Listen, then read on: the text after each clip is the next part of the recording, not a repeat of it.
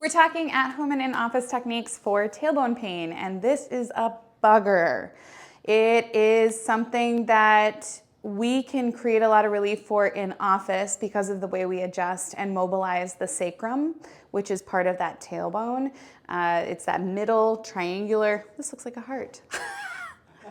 How do you do a triangle with your hands? But it's the triangle between your two big pelvic bones. She's gonna get me an actual pelvis. Ta-da! Ta-da! It is this guy. It's that guy. So when we adjust, we're basically getting on the high side and mobilizing it. So we're making it less sticky. And then we work on the musculature around it. So we're gonna start with showing you that. Hang on tight though, because this whole video is gonna also have a ton of at-home techniques that you can do, things that really work with activation and stretching that really, really help. So I'm gonna actually have her on the table right off the bat. For all intents and purposes, we are just gonna kind of run through one side. It won't be exactly the way that we would do it if you were in here because it'd be specific to you. But in this case, I'm just gonna work on the sides so I can be talking to you while she's here. Also remember that if you're pregnant, because typically tailbone pain comes with a lot of pregnancy, it actually comes postpartum as well. But if she was pregnant, we'd have her in the specialty pillow. She wouldn't be laying flat like this. So one of our big things is working on the piriformis. We're gonna get into how to stretch it as well, but I would be pinning it and stretching it. So you can imagine how good this feels. It's also intense sometimes, but it does hurt so good. Yeah. This muscle is attached to your tailbone, so it goes from your hip to your tailbone. So it's a big, big player in tailbone pain.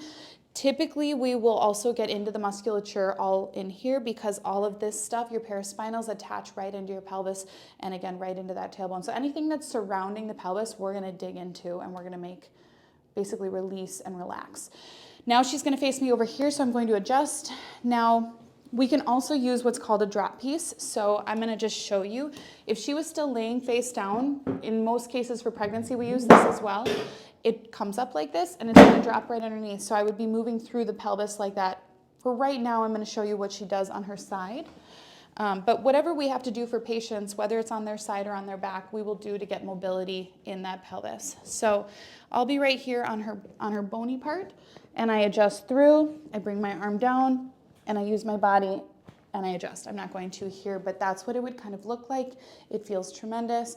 And then what we do is we have a patient, if they're pregnant, they're on a wedge. She's gonna be on her back here, but we work front and back always, right? We're still focused on the tailbone on the backside, but we would get into her psoas, anything that's going to attach to that backside because it's important to really pay attention to all this, including adductors. So these guys, one of the activation things we're going to show you is adductor because it plays into abductors as well. It's good to keep that stuff really even when you're dealing with anything through here. So we're going to do some of that as well. I would be working on lengthening these with her in the office. So all wonderful stuff. We're going to go right into sitting because it's kind of at home. Often when women come in with tailbone pain, they specifically need ways to sit on the ground with their kids and they don't realize that they can do a Z-sit. So you'd be here like this or you'd swap it and do it like this and just go back and forth. Typically when women have tailbone pain, they can't sit on their butt like this. It's too painful. Also get a donut, absolutely get a donut. Use a boppy, whatever you need to use, or even better, use your exercise ball. Okay, so with exercise ball, obviously you're taking pressure off the tailbone, then you isolate, you create movement because movement is key. Movement is the medicine for your tailbone. So a lot of tucking like this is gonna be tremendous. It's also gonna be tremendous for your transverse abdominis, which is huge, especially postpartum. So a lot of mobilization. From another part, go for it. In on sitting, we, especially during pregnancy, but as women, we tend to cross our legs. You might even have a preferred leg that feels more natural to cross. More than likely, it's going to play into where your pelvis naturally sits. During pregnancy, and if you're having tailbone pain, make sure we're avoiding this. It's only going to put more pressure on the backside. It's going to encourage your pelvis to go out of alignment, essentially, and that's not what we need. So how do we want them to sit?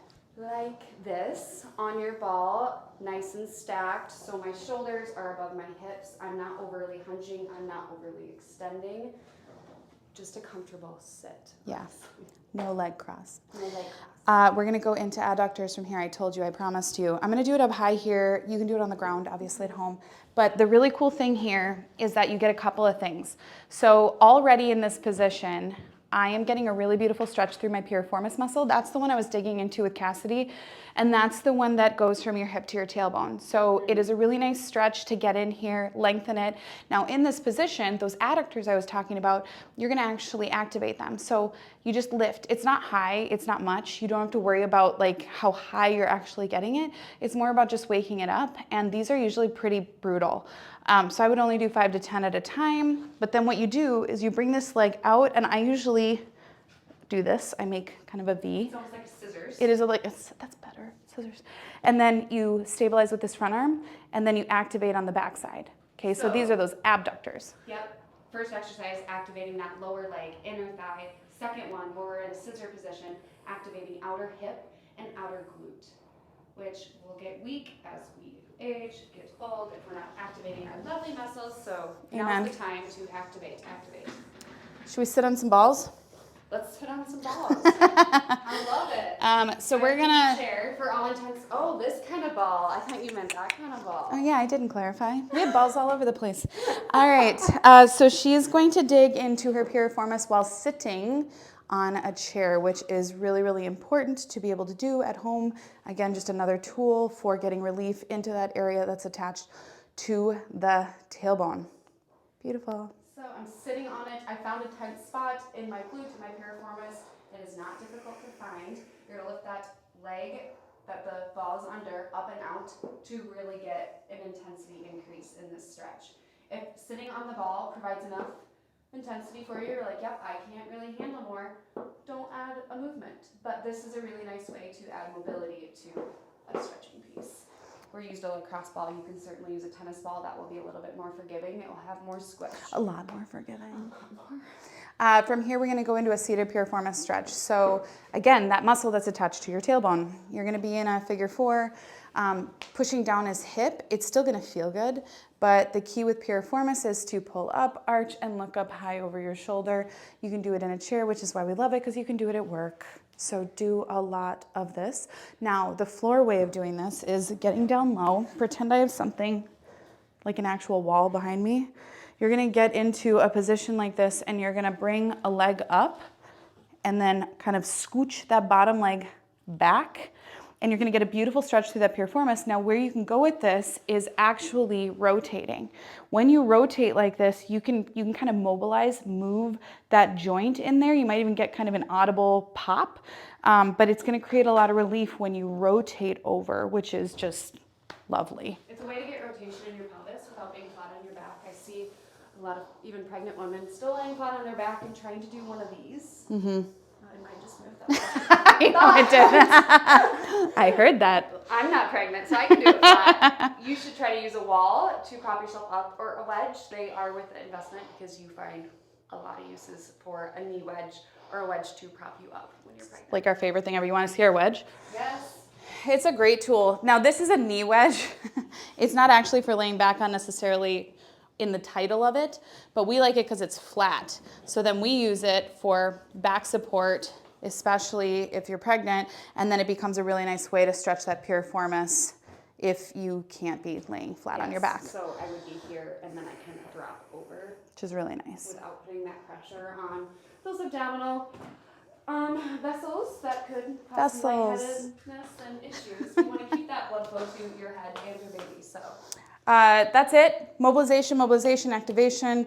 Get in here, get adjusted. We'll make you feel incredible. And do all the things at home. DM us, message us, let us know if you have questions.